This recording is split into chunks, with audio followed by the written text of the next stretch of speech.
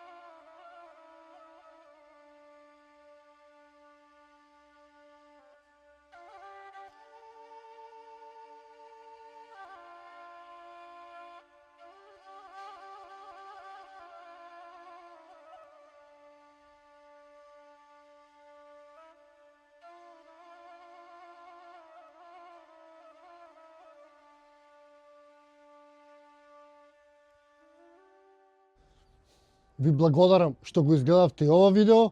Не заборавајте да се претплатите, да го споделите ова видео. Ако сте во можност исто така и да станете членови, да го поддржите сонцого на тој начин. И ако ви се допаѓаат видеата, да ги лајкнете, затоа што на тој начин повеќе се препорачуваат на други луѓе. Па така, ви благодарам. Се надевам дека уживавте во уште едно мое видео. Ние се гледаме во некој мое наредно видео. Ве поздравувам од овој чуден споменик и ви го посакувам секое добро.